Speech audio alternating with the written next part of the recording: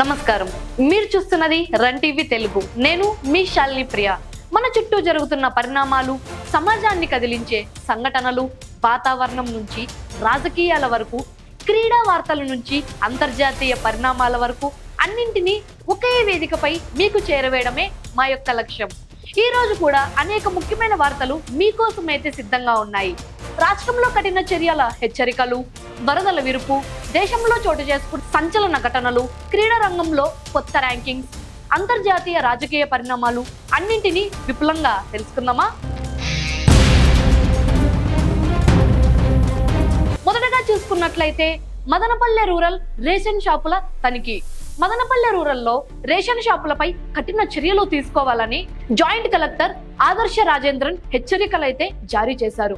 బుధవారం ఆకస్మికంగా పట్టణంలోని రేషన్ షాపులను తనిఖీ చేసిన ఆయన స్టాక్ ఎంత వచ్చింది, పంపిణీ ఎంత చేశారు, మిగిలిన సరుకులు ఎంతున్నాయో పరిశీలించారు. లబ్ధిదారుల అభిప్రాయాలను తెలుసుకొని సమయపాలన, ఖచ్చితమైన తూకం, మర్యాదపూర్వక వ్యవహారంపై స్పష్టమైన ఆదేశాలైతే ఇచ్చారు. ప్రతి నెల 1వ తేదీ నుంచి 15వ తేదీ వరకు ఉదయం 8 గంటల నుంచి మధ్యాహ్నం 12 వరకు, సాయంత్రం 4 నుంచి రాత్రి 8 వరకు షాపులు తెరవాలన్నారు. 65 ఏళ్లు పైబడిన వారు, దివ్యాంగులకు వారి ఇంటి వద్దే రేషన్ ఇవ్వాలని సూచించారు. రేషన్ దుకాణాల్లో సీసీ కెమెరాలు తప్పనిసరి అని స్పష్టమైతే చేశారు. గుంటూరు రాజధాని అమరావతిలో వరద ముంపు. గుంటూరు జిల్లాలోని రాజధాని అమరావతి మళ్లీ వరద ముంపులైతే చిక్కుకుంది. ఎడతెరిపి లేకుండా కురుస్తున్న భారీ వర్షాలతో వాగులు, బంకలు పొంగి పొర్లే రాకపోకలు పూర్తిగా ఆగిపోయాయి. కొండవీటి వాగు ఉద్ధృతి కారణంగా ల్యాంబ్ వద్ద రహదారులపైకి నీరు చేరి 6 గంటల పాటు ట్రాఫిక్ అయితే నిలిచిపోయింది. పెదపరిమి, కంతేరు, అయ్యన్నవాగు, పాలవాగులు పొంగి పరిసర ప్రాంతాలు జలమయమయ్యాయి.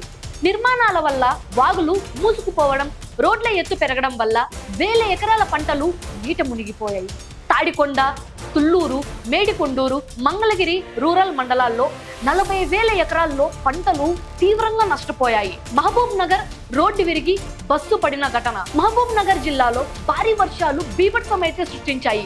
దివిటిపల్లి ఐటీ పార్కు సమీపంలో జాతీయ రహదారి పక్క రోడ్డు తెగిపోవడంతో ఆ సమయంలో వెళ్తున్న ప్రైవేట్ కంపెనీ బస్సు అందులో అయితే పడిపోయింది. బస్సులో ఉన్న పలువురికి గాయాలు కాగా వారిని ఆసుపత్రికి అయితే తరలించారు. రోడ్డు కట్టుకుపోవడంతో రాకపోకలు పూర్తిగా ఆగిపోయాయి. కరీంనగర్ అరుదైన కరెన్సీ సేకరణ.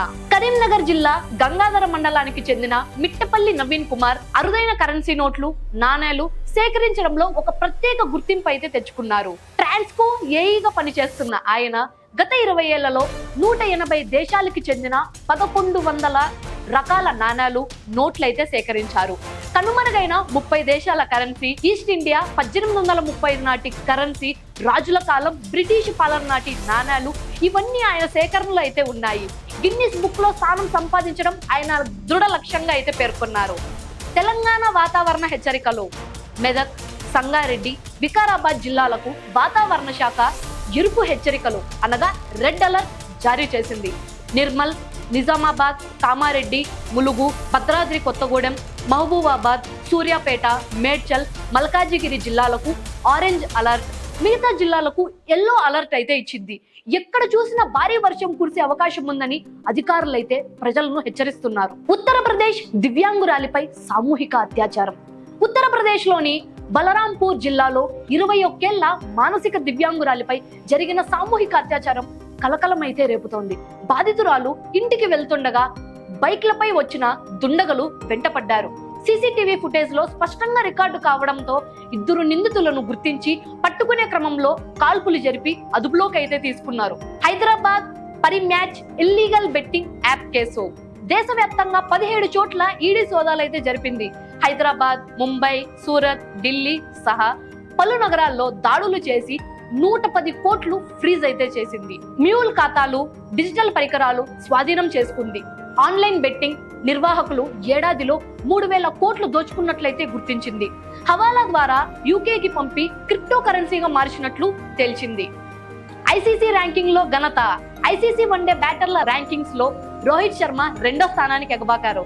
శుభ్మన్ గిల్ నంబర్ 1 బ్యాటర్ గా కొనసాగుతుండగా విరాట్ కోహ్లీ 4వ స్థానంలో అయితే ఉన్నారు. బౌలర్ల జాబితాలో కుల్దీప్ యాదవ్ 2వ స్థానంలో, జడేజా 9వ స్థానంలో ఉన్నారు. T20 బ్యాటర్లలో అభిషేక్ శర్మ అగ్రస్థానంలో అయితే కొనసాగుతున్నారు. స్వాతంత్ర దినోత్సవం, ఆపరేషన్ సింధూర్ విజయోత్సవం.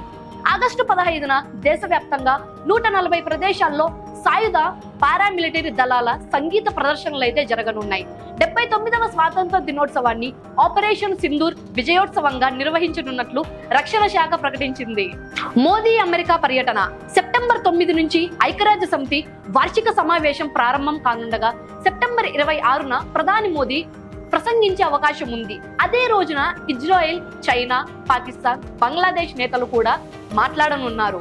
అమెరికా పర్యటనలో మోదీ, ట్రంప్ భేటీ కూడా జరగనుంది. ఉక్రెయిన్ యుద్ధంపై ట్రంప్ హెచ్చరిక. ఉక్రెయిన్ పై దాడులు ఆపకపోతే రష్యా తీవ్రమైన పరిణామాలను ఎదుర్కోవాల్సి ఉంటుందని అమెరికా అధ్యక్షుడు డొనాల్డ్ ట్రంప్ హెచ్చరించారు. పుతిన్, జెలెన్స్కీ భేటీకి తాను సిద్ధమని కూడా ప్రకటించారు. ఇవే ఈ రోజు ప్రధాన వార్తలు. రన్ టీవీ తెలుగు ఎల్లప్పుడూ మీకు నిజమైన సమాచారం, సమగ్ర విశ్లేషణ అందించడానికి కట్టుబడి అయితే ఉంది. రాష్ట్రం నుంచి దేశం వరకు, దేశం నుంచి ప్రపంచం వరకు జరిగే ప్రతి ముఖ్య పరిణామం మీకు చేరువ చేయడమే మా యొక్క లక్ష్యం. నేను మీ శాలిని ప్రియ. మరిన్ని తాజా సమాచారంతో నెక్స్ట్ వీడియోలో కలుద్దాం. అప్పటి వరకు జాగ్రత్తగా ఉండండి, సమాచారం తెలుసుకుంటూ ఉండండి.